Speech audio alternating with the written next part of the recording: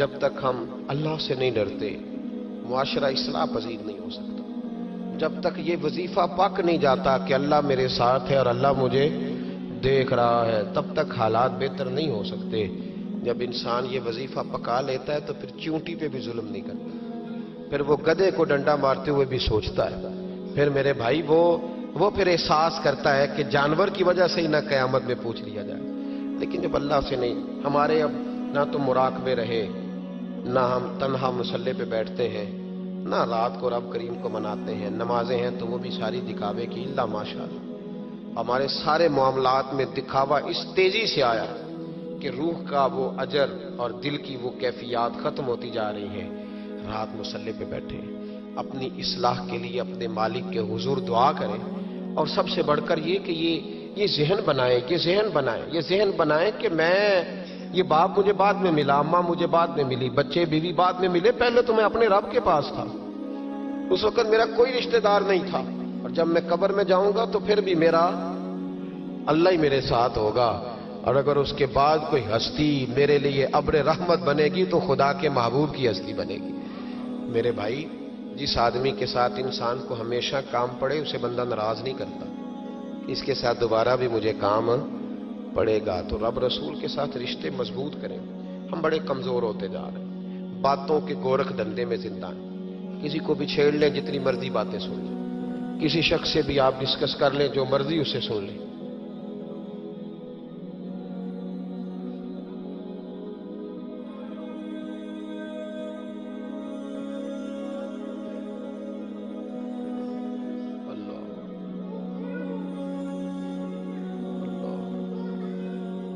اللہ دیکھیں یہ کتنا جذبہ ہے. میرا خیال ہے میری تقریر کی تو ضرورت ہی نہیں، ان کے آنسوؤں کو ہی ہمیں مسجد میں لے آنا چاہیے. میرا خیال ہے یہ یہاں گفتگی کی تو حاجت ہی نہیں. آئیں گے مسجد میں آپ لوگ؟ ہلکا پھلکا ہی انشاءاللہ کہا ہے آپ نے. چلو، پکے نمازی کئی دفعہ کہتے ہیں ہمیں نہیں انشاءاللہ کہنے چاہیے، سیدھے پہلا بھی ہونے ہیں. اور بھائی کہہ دیا کریں، مہربانی کریں کہہ دیا. آئیں گے انشاءاللہ تعالی. ایک بات سن لو ایک بات. انہوں نے رخ موڑ دیا، ورنہ میں بات کسی اور طرف کر رہا تھا. نبی پاک صلی اللہ علیہ وسلم کی حدیث ہے مسند امام احمد بن حنبل میں، فرمایا من ترک صلاۃ متعمدا، جس نے نماز چھوڑی جان بوجھ کے، فقط کفر. حضور فرماتے ہیں اس نے تو رب کے رب ہونے کا انکار کیا. اللہ کے حضرت غوث اعظم رضی اللہ تعالیٰ عنہ نا، ادھر دیکھو میری طرف. اصل مصیبت یہ ہے، ایک صاحب نے مجھے آ کے کہا میرے لیے دعا کریں، میرا نماز میں دل نہیں لگتا. تو میں نے کہا نماز آپ کا مسئلہ ہی نہیں، نماز مسئلہ ہی نہیں آپ کا، مسئلہ اہمیت ہے. مسئلہ میں اپنے کسی سنگی کو فون کروں نا کہ 12 بجے آ، تو اگر تو میری کوئی اہمیت اس کی نظر میں ہوگی تو 12 بجے آ جائے گا کہ نہیں آئے گا؟ صحیح بتائیں. اور اگر میری اہمیت نہیں سمجھے گا تو آئے گا؟ میں نے کہا مسئلہ دل لگنے کا نہیں. دل تو کئی دفعہ بندے کا پیسوں میں بھی نہیں لگتا تو پھر چھوڑ جاتے ہیں لوگ دولت. کئی دفعہ بچوں کے ساتھ بھی دل نہیں لگتا، وہ چاٹ ہو جاتا ہے تو چھوڑ دیتے ہو. مسجد میں دل نہیں لگتا تو میں نماز نہیں پڑھتا. مسئلہ دل کا ہے ہی نہیں، مسئلہ اہمیت کا ہے. حضور غوث پاک نماز پڑھ کے، عصر کی نماز پڑھ کے باہر نکلے تو ایک نوجوان گلی میں کھڑا تھا. تو حضور غوث پاک فرمانے لگے تو بڑا دلیر ہے بھائی، بڑا دلیر ہے تو، بڑا. کہنے لگا حضور میں تو کمزور ہوں، یہ آپ کیا کہہ رہے ہیں؟ فرمایا بڑا دلیر ہے تو. اس نے کہا کیا ہوا؟ حضور غوث پاک فرمانے لگے مجھے تو کوت والے شہر بلائے، SHO بلائے تو مجھے جانا پڑتا ہے، نہ جاؤں تو ڈر آتا ہے، اور تجھے رب نے بلایا تھا تو گیا ہی نہیں. بڑا دلیر ہے، تیرا خیال ہے دیکھ لوں گا. او بھائی خدا را، نماز کی تو کلیریفیکیشن ہی کوئی نہیں. کوئی دیکھے نا، ہمیں وہ وقت یاد رکھنا چاہیے نا کہ حضرت سلمان فارسی فرماتے ہیں کہ حضور کو تکلیف تھی قدموں میں، بظاہر حضور کو سخت بخار تھا، بظاہر بڑی کمزوری تھی، اور پتہ ہے نبی پاک کا مسجد سے پیار کتنا تھا. حضور نے فرمایا میں نے کئی نمازیں گھر پڑھی ہیں، مجھے مسجد لے جاؤ. تو فرماتے ہیں کہ ایک طرف حضرت قسم بن عباس نے پکڑا تھا، ایک طرف مولا علی شیر خدا نے، اور حضور نے کندھوں پہ ہاتھ رکھے، اور جب مسجد آ رہے تھے تو میری آنکھیں برس پڑی، اس لیے کہ مقدس قدم صفوں کے ساتھ لگ رہے تھے. بظاہر کمزوری تھی، پھر بھی مسجد میں آ کے 17 نمازیں رسول پاک نے پڑھی. وہ کیسا مسلمان ہے جس کا مسجد سے پیار نہیں؟ حضرت بابا فرید گنج شکر سے ایک شخص نے کہا تھا میرا دل سخت ہو گیا، تو آپ نے اس کے ہاتھ میں جھاڑو دے دیا۔ کیا کیا؟ بول کے بتائیں جی۔ اب لوگ سمجھتے ہیں بابا صاحب کے دربار پہ جاؤ، خوب قوالی سنو، واپسی پہ شکر لے آؤ، چھٹی، بابا صاحب راضی۔ جھاڑو دیا بابا صاحب نے، تو کہنے لگا حضور اس کا کیا کروں؟ فرمانے لگے جہاں مسجد نظر آئے نا جھاڑو دینا شروع کر دیا کر، اللہ تیرے دل کو صاف کر دے گا۔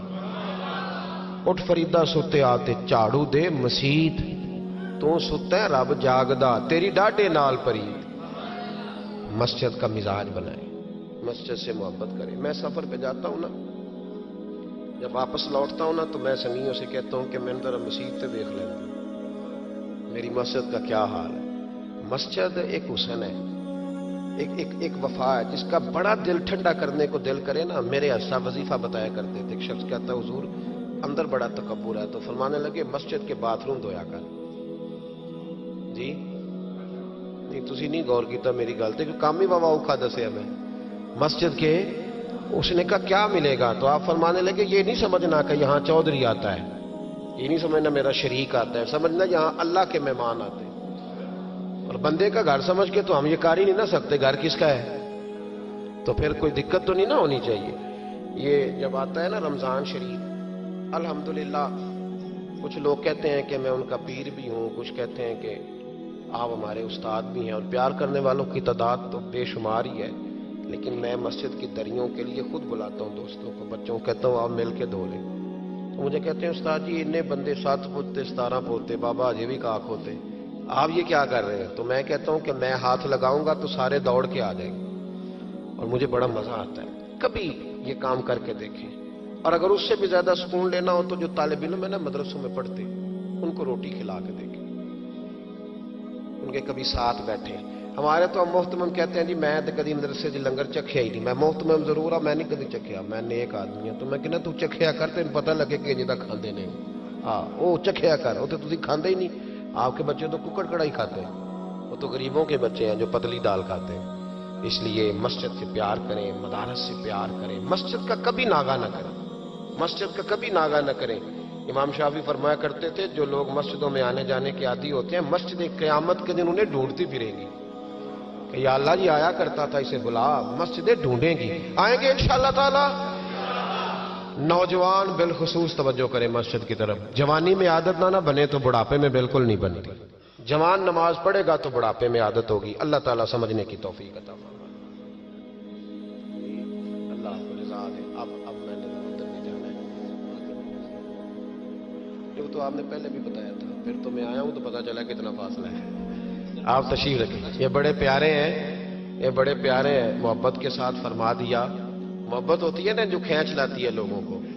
تو یہ گئے تو جو بچہ ترتیب دیتا ہے تو اس نے کہا نہیں مشکل ہے، چونکہ مشغولیت کافی زیادہ 3 دنوں میں، تو میرے پاس آئے، تو بس طبیعت میں رنگ اس طرح کا تھا، میں کیا وہ انہوں نہ کریے اس بندے نے، جائیں گے انشاءاللہ۔ ان کا فائدہ یہ ہوا کہ کتنے کتنے اچھے لوگوں سے ملاقات ہوگی، اور یہ بزم مجھے اس لیے بھی یاد رہے گی، اور یہ ہمیشہ یاد رہے گی۔ کسی شخص نے رو کے کہا ہے کہ لوگ نمازی بن جائیں، آپ یقین کریں میں بڑا راضی ہوا اس بات سے، یار کوئی رو کے کہہ دے، وہ کوئی بھی ہو، دل ٹھنڈا ہو گیا، روح ٹھنڈی ہو گئی، اللہ آپ کو سلامت رکھے۔ حضرت صحابہ بن ناجیہ رضی اللہ تعالیٰ عنہ نبی پاک صلی اللہ علیہ وسلم کے ایک صحابی تھے، یہ طبرانی کی روایت ہے۔ تو وہ کہتے ہیں نبی پاک کی بارگاہ میں آ کے کہ یا رسول اللہ جو دور جاہلیت میں کسی نے نیکی کی تھی اس کا بھی اجر ملے گا؟ تو حضور نے فرمایا کیوں، تو نے کیا کیا؟ تو عرض کرنے لگے یا رسول اللہ میرا اونٹ گم ہو گیا تھا، تو میں ڈھونڈتے ڈھونڈتے پہنچ گیا، ایک بوڑھے کے پاس مجھے اونٹ مل گیا۔ ایک روایت میں 1 اونٹ ہے، ایک میں 2 اونٹ ہیں، تو مجھے وہ اونٹ مل گئے۔ تو میں نے اس شخص کے پاس ابھی میں بیٹھا ہی تھا کہ کسی بچے کے رونے کی آواز آئی، تو وہ بوڑھا کہنے لگا دیکھو اگر بیٹا ہے تو رکھ لیتے ہیں، بیٹی ہے تو زندہ دفن کر دیتے ہیں۔ تو کہتے ہیں میں نے ان سے کہا کہ تم دفن نہ کرو مجھے دے دو۔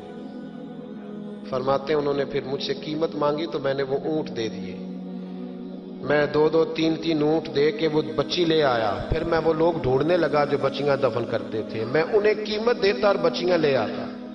عرض کرنے لگے یا رسول اللہ پھر میں نے حویلی بنائی، اس میں نے عورتوں کے ذمے لگایا بچیوں کو پالنا، 360 بچیوں کی میں نے جان بچائی ہے۔ یا رسول اللہ آج کلمہ پڑھنے آیا ہوں، اس کا بھی مجھے اجر ملے گا؟ تو حضور فرمانے لگے پہلا اجر تو تجھے مل گیا نا، اللہ نے کلمے کی توفیق عطا کر دی ہے، پہلا اجر بھی تجھے مل گیا، اور باقی بھی اللہ تجھے خزانے کھول کے اجر عطا فرمائے گا۔ خیر کریں گے تو اللہ اجر ضائع نہیں کرتا، اللہ اجر ضائع، لیکن خیر کی عادت بنائیں، شر سے ہمیشہ بچیں، اللہ ہمیں توفیق عطا فرمائے۔ اللہم صلی علی سیدنا و مولانا محمد معدن الجود والکرم وعلیہ وبارک وسلم۔ اللہ ہمارا یہاں حاضر ہونا قبول فرما، ہمارے گناہوں کو معاف فرما، ہماری غلطیوں سے درگزر فرما، علم نافع کی توفیق عطا فرما، عمل صالح کی توفیق عطا فرما۔ اے مالک کریم، مسجدوں کی رونق کو دوبالا فرما، گناہ کے اڈوں کو برباد فرما۔ مالک کریم، نیکی کرنے اور نیکی پھیلانے کا ذریعہ بننے کی توفیق عطا فرما۔ اے عرش و فرش کے مالک، اپنے محبوب علیہ السلام کے رستوں کا ہمیں مسافر بنا، حضور کی تعلیمات پر عمل کی توفیق عطا فرما۔ اللہ عالم اسلام کے حق میں رحمت والے فیصلے فرما، برما کے مجبوروں کی مدد فرما۔